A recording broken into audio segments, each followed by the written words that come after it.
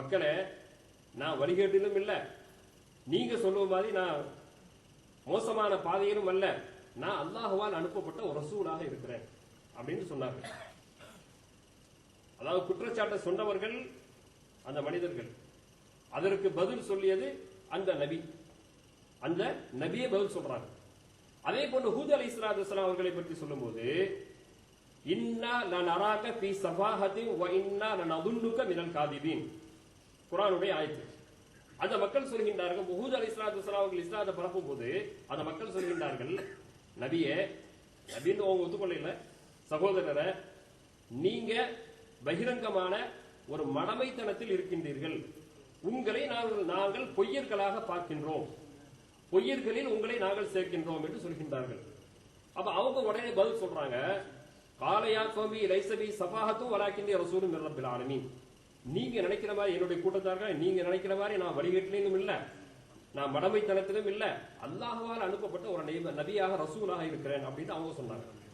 இப்படி அந்த நபியுடைய கூட்டத்தார்கள் அவர்கள் மீது இழைக்கக்கூடிய அந்த குற்றச்சாட்டுகளுக்கு அவர்களே பதில் சொல்கின்றார்கள் மற்ற நபிமார்கள். அதே போன்று மூசா அலைஹிஸ்ஸலாத்து வஸ்ஸலாம் அவர்களுடைய காலத்துல ஃபிரௌன் அவர்களை பார்த்து சொல்கின்றான், நபியே மூசாவே, உங்களை பார்த்தா சூனியம் செய்யக்கூடியவராக நீங்கள் தெரிகின்றீர்கள், உங்களை பார்த்தா சூனியம் செய்யக்கூடியவராக நீங்கள் இருக்கின்றீர்கள் அப்படின்னு அவங்க சொல்றாங்க, ஃபிரௌன் சொல்கின்றான். உடனே மூசா அலைஹிஸ்ஸலாத்து வஸ்ஸலாமுக்கு பதில் சொல்றாங்க, ஃபிரௌனே, உன்னை பார்த்தா நீ நாசமா போக போல தெரியுது அப்படின்னு நான் நினைக்கிறேன் அவங்க சொல்றாங்க. அப்ப அவரவர்கள் அந்தந்த நபிமார்கள் குற்றச்சாட்டுக்கு பதில் சொல்றாங்க. இது நபிமார்களுடைய வாழ்க்கையில் நடந்த விஷயம். இதே போன்ற சில நிறைய ஆயத்துகள் இருக்கு, சுருக்கமா சொல்கின்ற. ஆனா பெருமானார் ரசூலை கரீம் ஸல்லல்லாஹு அலைஹி வஸல்லம் அவர்களை பற்றி யாராவது குறை சொன்னால் அவர்கள் யாருக்கும் பதில் சொல்லவில்லை, அவர்கள் யாருக்கும் பதில் சொல்லவில்லை. காஃபிர்கள் சொன்னார்கள், லஸ்த முர்சலா, நீங்க ரசூலே இல்ல, நீங்க ரசூலே இல்ல அப்படின்னு காஃபிர்கள் சொன்னார்கள். உடனே அல்லாஹ் தஆலா ஒரு ஆயத்தை இறக்குறான், யாசீன் வல் குர்ஆனில் ஹகீம் இன்னக லமினல் முர்சலீன், குர்ஆனின் மீது சத்தியமாக நபியே நீங்கள் ரசூலில் ஒருவர் தான் என்று நான் சொல்கிறேன் என்று அல்லாஹ் சொல்றான். அப்ப அந்தந்த நபிமார்கள் செய்யக்கூடிய அந்த நபிமார்கள் மீது குற்றச்சாட்டு இழக்கக்கூடியவர்களுக்கு அந்த நபிமார்களே பதில் சொல்கின்றார்கள். ஆனால் பெருமானார் ரசூலை கரீம் ஸல்லல்லாஹு அலைஹி வஸல்லம் அவர்கள் மீது யாராவது ஒரு குற்றச்சாட்டை சொன்னால் அவர்களுக்கு பதிலாக அல்லாஹ்வே நேரடியாக பதில் சொல்கின்றார். இதுல ஆயத்துக்கு நிறைய இருக்கிறது. இப்படி குர்ஆனிலே ஒவ்வொரு நபிமார்களுக்கும் மத்தியில அல்லாஹ் தஆலா இவ்வளவு வித்தியாசத்தை வச்சிருக்கிறான். அப்படி இருக்கும்போது நபிகள் பெருமானார் ஸல்லல்லாஹு அலைஹி வஸல்லம் அவர்களை போன்று படைக்கப்பட்ட ஒரு தோற்றமுள்ள மனிதர் யாருமே இல்லை என்பதை நாம் நன்றாக அறிந்திருக்கிறோம். குர்ஆனிலும் நிறைய விஷயங்கள் இருக்கின்றன, ஹதீஸ்களிலும் பெருமானார் ரசூலை கரீம் ஸல்லல்லாஹு அலைஹி வஸல்லம் சொல்கின்றார்கள். ஒரு தடவை அவங்க சொல்றாங்க, அது வளமையாக நோன்பு வைக்கின்றார்கள் சில சஹாபாக்கள், ரசூல் ஸல்லல்லாஹு அலைஹி வஸல்லம் நோன்பு வைக்கிறாங்க. வளமையாக நோன்பு வைக்கக்கூடிய நேரத்தில் இஃப்தாருடைய நேரத்தில் நோன்பு திறக்கணும், ஆனா அவங்க திறக்கிறது இல்லை. அப்படி இரண்டாவது நாளும் கண்டினியூ அப்படி நோன்பு வைப்பாங்க, அது அவர்களுக்குள்ள உள்ள ஒரு தகுதி. அப்ப இதை பார்த்து சில சஹாபாக்கள் அந்த காரியத்தை செய்ய ஆரம்பிச்சாங்க. ரசூல் ஸல்லல்லாஹு அலைஹி வஸல்லம் இப்படி செய்யறாங்களே, நாமும் இப்படி செய்வோம்னு செய்தாங்க. ஒரு 2 நாட்கள் 3 நாட்கள் நோன்பு திறக்காமலேயே கண்டினியூவா நோன்பு வைத்தாங்க. 2வது நாட்கள் 3வது நாட்கள் அவங்களை பார்க்கும் போது எல்லாருமே பள்ளிக்கு வரக்கூடிய நேரத்தில் கீழே விழக்கூடிய அளவுக்கு, நடக்க முடியாத அளவுக்கு வர்றாங்க. ரசூல் ஸல்லல்லாஹு அலைஹி வஸல்லம் தோழர்கள் பார்த்து கேட்கறாங்க, தோழர்கள் உங்களுக்கு என்ன வந்தது, ஏன் இப்படி போயிட்டீங்க? யார சொல்லலாம், நீங்க நோன்பு வைத்த மாதிரி நான் நோன்பு வைத்தேன், அதனால நாங்கள் இப்படி நோன்பு வச்சா எங்களுடைய கதி இப்படி ஆகிப்போச்சுங்கிறோம். ஐயுக்கும் மிஸ்லி, உடனே அவங்க கேட்கிறாங்க, ஐயுக்கும் மிஸ்லி, உங்களில் யார் என்னை கொண்டு இருக்கின்றார்கள்? நான் நோன்பு வைத்தேன் என்பதற்காக என்னை பின்பற்றக்கூடிய நீங்கள், உங்களில் யார் என்னை போட்டு இருக்கின்றார்கள்? யுத்இமுனி ரப்பி வயஸ்கீனி, என்னுடைய ரப்பு எனக்கு உணவு அளிக்கிறான், என்னுடைய ரப்பு எனக்கு தண்ணீர் புகுத்தாடுகின்றான், ஆகையினால் என்னை போன்று நீங்கள் யார் இருக்கின்றீர்கள் என்று சஹாபாக்கள் பார்த்து கேட்கிறாங்க. அப்ப அவர்கள் செய்ததை போட்டு நாமும் செய்ய முடியுமா? அவர்களுடைய உடல் அளவுக்கு நம்முடைய உடல் தாக்கத்து இருக்கின்றதா என்று பார்க்கும்போது நாம் நிச்சயமாக அதுல மிக குறைவானவர்களாக இருக்கிறோம். எந்த வகையிலும் அவர்களை நம்மை போன்று மனிதன் என்று சொல்ல முடியாது. ஆனா சொன்னார்கள், யாரு சொன்னா? நபி ஸல்லல்லாஹு அலைஹி வஸல்லம் அவர்களை போன்று நீங்கள் எங்களை போல மனிதர் தான் அப்படின்னு சொன்னவர்கள் யாரு?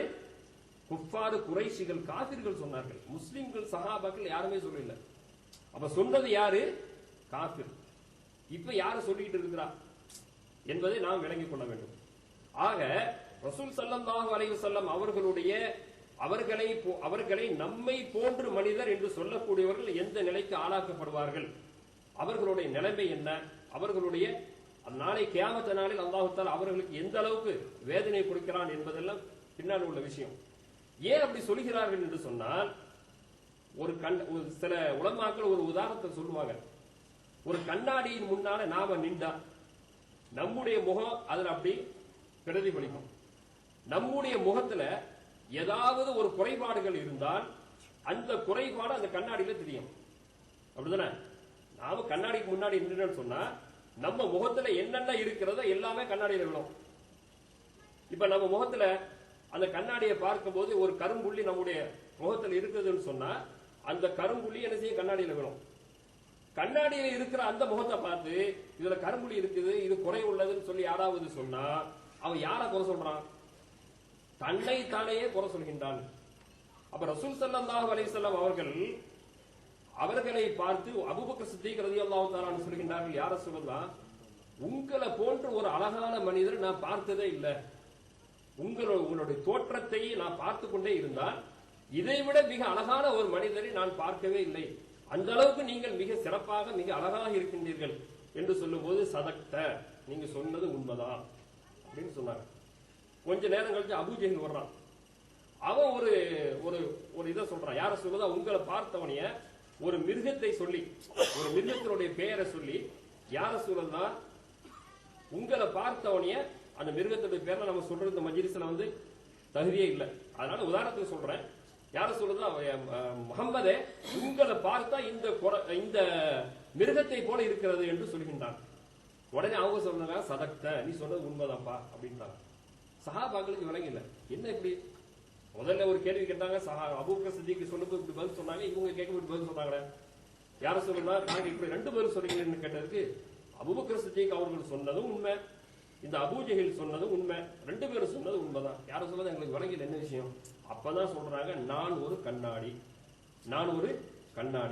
இந்த கண்ணாடியை யாரு எந்த முறையில பார்க்கின்றார்களோ அவர்களுடைய தோற்றத்துக்கு தக்கவாறு தான் வெளியாகும்.